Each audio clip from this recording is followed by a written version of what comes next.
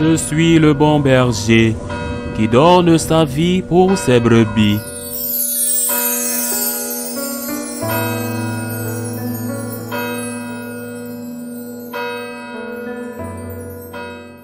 En ce temps-là, la mère de Jacques et de Jean, fils de Zébédée, s'approcha de Jésus avec ses fils Jacques et Jean, et elle se prosterna pour lui faire une demande. Jésus lui dit, « Que veux-tu » Elle répondit, « Ordonne que mes deux fils que voici siègent l'un à ta droite et l'autre à ta gauche dans ton royaume. » Jésus répondit, « Vous ne savez pas ce que vous demandez. Pouvez-vous boire la coupe que je bois ?» Ils lui disent, « Nous le pouvons. » Il leur dit, « Ma coupe, vous la boirez. Quant à siéger à ma droite et à ma gauche, ce n'est pas à moi de l'accorder. Il y a ceux pour qui cela est préparé par mon Père. » Les 10 autres qui avaient entendu s'indignèrent contre les deux frères. Jésus les appela et dit, « Vous le savez, les chefs des nations les commandent en maîtres et les grands font sentir leur pouvoir. Parmi vous, il ne devra pas en être ainsi. Celui qui veut devenir grand parmi vous sera votre serviteur, et celui qui veut être parmi vous le premier sera votre esclave. Ainsi le Fils de l'homme n'est pas venu pour être servi, mais pour servir, et donner sa vie en rançon pour la multitude. » Acclamons la parole de Dieu. Aujourd'hui, l'Église célèbre la fête de l'apôtre Saint Jacques, le premier des apôtres à mourir martyr et qui, selon la tradition, apporta la foi en Espagne. Apôtre missionnaire, apôtre martyrisé. Tous les autres l'étaient aussi, mais il fut le premier à ouvrir la voie aux martyrs parmi les apôtres, puisque le premier martyr fut le diacre Saint Étienne. Quand nous observons la vie d'un saint ou d'un martyr, nous nous concentrons généralement sur leurs actions souvent admirables, voire héroïtiques. Les pénitences, les sacrifices évangélisateurs, le martyre. Nous nous concentrons sur ce qu'ils ont fait, mais notre regard dépasse rarement cette réalité extérieure pour atteindre le cœur. J'ai appris dans la vie que le plus important, c'est de savoir ce qu'on fait, ou ce qu'on doit faire, ou ce qui doit être fait. C'est pourquoi les choses doivent être faites, et bien faites.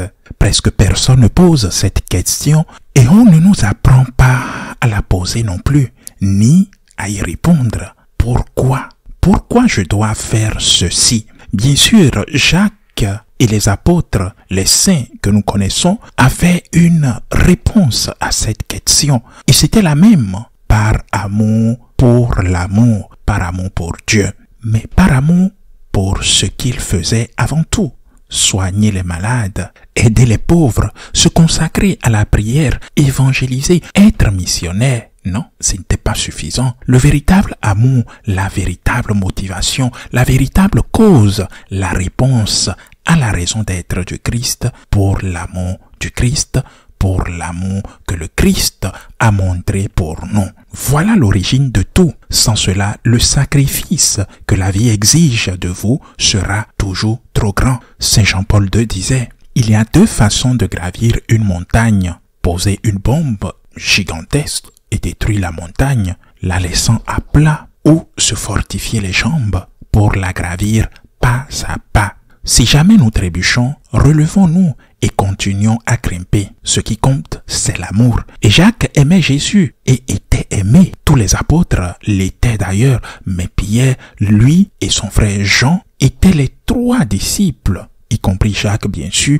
les plus aimés. Cela est évident au Tabor, lors de la transfiguration, et cela est également évident la nuit du vendredi saint. Les 3 disciples les plus aimés, Pierre, Jean et Jacques, ceux que le Christ aimait le plus. Jacques aimait Jésus et par amour, il a fait ce que le Christ lui demandait. D'abord, il a affronté les difficultés de la vie et nous devons garder ces 5 étapes à l'esprit. D'abord, il a affronté son passé. Nous savons peu de choses de son passé. Nous n'en savons pratiquement rien. S'il s'agissait d'un apôtre comme Saint Pierre, nous savons un peu plus sur Pierre. Mais Le plus important, c'est que nous avons tous un passé. On dit que chaque saint a un passé et chaque pécheur a un avenir. Il a affronté son passé. Le passé vous lie profondément. Le passé vous enchaîne, vous conditionne, parfois vous fait honte et vous fait croire que vous n'y arriverez pas. Je pense que l'apôtre Saint-Pierre nous donne un exemple très significatif lorsqu'il dit au Seigneur « Éloigne-toi de moi car je suis pécheur ». Il parlait de son passé et l'a d'abord affronté et par amour a décidé de s'en détacher. Deuxièmement, il affronte par rapport à ce passé ses propres démons. Et nous en avons tous des démons qui nous ont fait sombrer dans le passé. Dans ce passé rude, terrible. Par exemple, nous prenons le cas de Saint Jacques, son caractère. Jacques était un homme que nous qualifierons aujourd'hui de fort de caractère. Notre Seigneur l'a exprimé autrement quand il qualifie Jacques et son frère Jean de fils du tonnerre, un Boanerges, un fort caractère. C'est sans doute pour cela qu'il s'est senti poussé à évangéliser les Espagnols. Quel caractère nous avons en Espagne? Un caractère très fort. Il a affronté ce démon et un autre démon, l'ambition. L'ambition. L'évangile d'aujourd'hui nous parle de cette ambition qui venait sûrement de sa famille. Et il n'était pas le seul à l'avoir et même son frère n'était pas le seul. Probablement tout le monde la partageait, l'ambition. Ils voulaient être les premiers. Et il est possible qu'ils aient eu d'autres démons dans son passé. Ces démons s'étaient manifestés. Mais maintenant, il était conscient, plus qu'avant, qu'il les avait, qu'il avait un démon, qu'il avait ces démons tentateurs pour lui dans le caractère fort, qu'il avait un démon tentateur pour lui dans l'ambition également. Il a affronté ces démons. Affronter ces démons, c'est redoutable car ils ne lâchent pas facilement. Les démons ne lâchent pas la proie. Les démons ne vous lâchent pas si facilement. Et ils vous rappellent continuellement votre fragilité, votre limitation, vos chutes. Ils vous découragent et vous découragent davantage en vous disant que vous ne pouvez pas y arriver. C'est inutile. Tu n'y parviendras pas, mon frère. Et comment affrontez-vous les démons? Comment Saint Jacques a pu affronter ces démons? C'est par l'amour, et seulement l'amour qui vous fait les affronter. Et c'est la confiance en Dieu qui vous donne la force de les affronter. Troisième chose qu'il faut tenir en compte comme ennemi dans l'histoire de Saint Jacques, des ennemis qu'il a dû vaincre. Son avenir, par exemple, parce que nous avons tous des projets. Parfois, vous avez déjà des projets depuis l'enfance et ils peuvent être des projets merveilleux. Ces jours-ci, je reçois des courriers de jeunes hommes qui commencent à devenir majeurs ou qui ne sont pas encore arrivés et qui veulent être prêtres. Eh bien, c'est un discernement qui doit être fait parce qu'en effet, ils ont un long chemin à parcourir.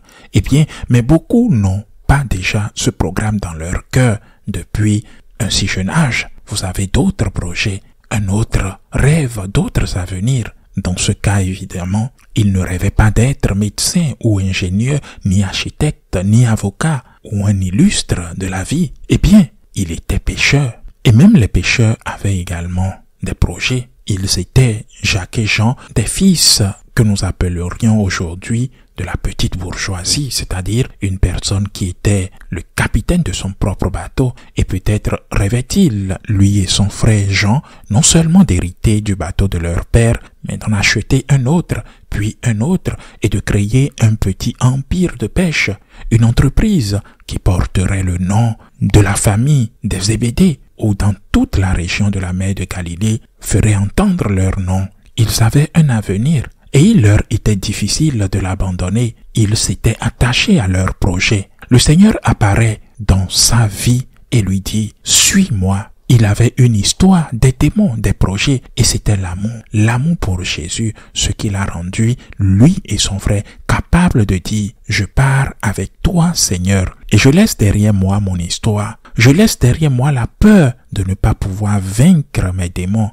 et je laisse aussi derrière moi mes projets d'avenir, car désormais mon projet d'avenir sera toi. » Quatrième difficulté, la plus visible, ces trois premières difficultés ne sont pas si visibles, mais elles sont les plus importantes. Quatrième difficulté à laquelle il a dû faire face avec un projet, l'évangélisation. Et pas n'importe où, évangéliser en Espagne. Saint Paul raconte dans une de ses lettres qu'il était à Rome et se préparant à se rendre en Espagne pour évangéliser. Nous les Espagnols avons toujours été très difficiles à conquérir. Rome a mis longtemps à conquérir l'Espagne.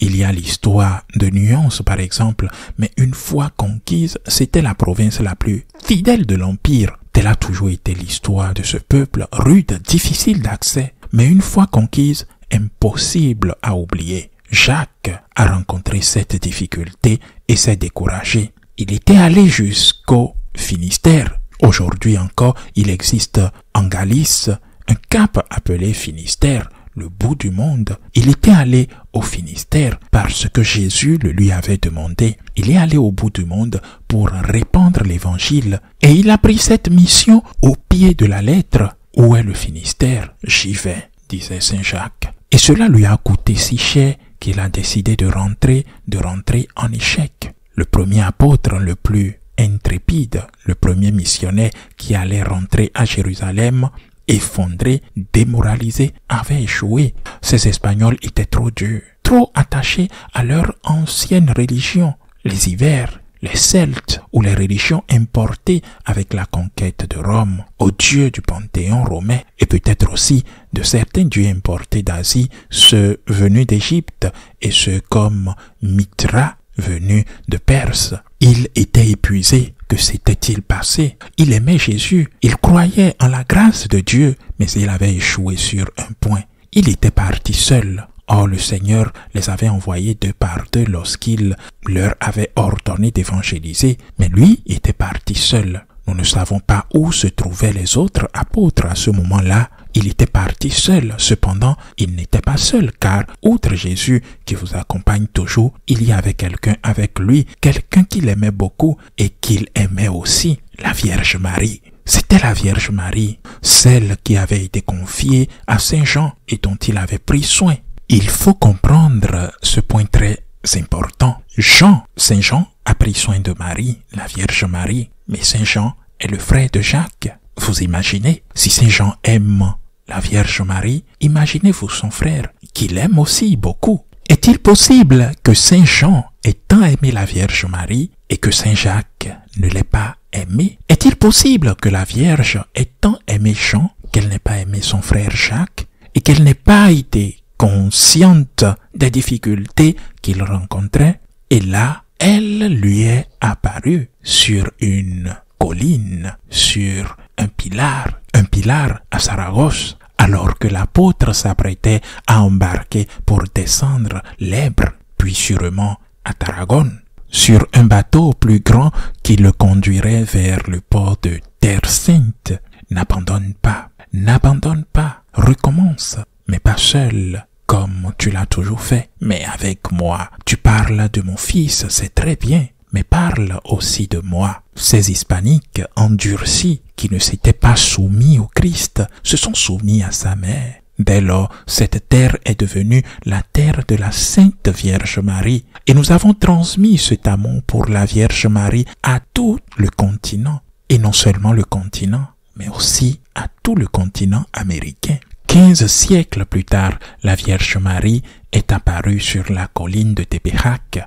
Et ce n'était pas un hasard. Elle est apparue parce que cette foi avait été propagée par des personnes qui aimaient Jésus et Marie. 5e démon ou 5e problème auquel Jacques a dû faire face. La mort. La mort, chers frères et sœurs. Il était déjà rentré à Jérusalem, avait rencontré les autres apôtres et partageait le succès qu'il avait remporté en Espagne après les difficultés et comment la Vierge Marie l'avait aidé et comment, en parlant de Marie, les hispaniques s'étaient ouverts au Christ. Et puis Hérode décide de le tuer. Le moment de donner son sang arrive et seul l'amour le rendit capable de dire « Pour toi, Jésus, pour toi je le ferai, donnant même sa vie pour toi, comme tu as donné la tienne pour moi. » Voici l'exemple qu'il nous laisse. Affrontez votre passé par amour pour Jésus.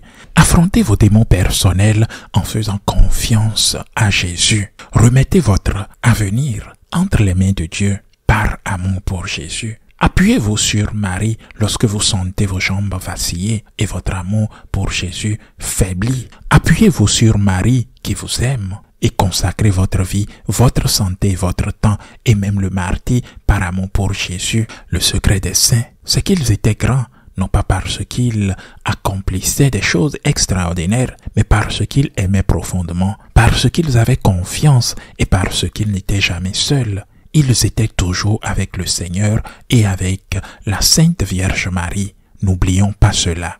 Ainsi soit-il.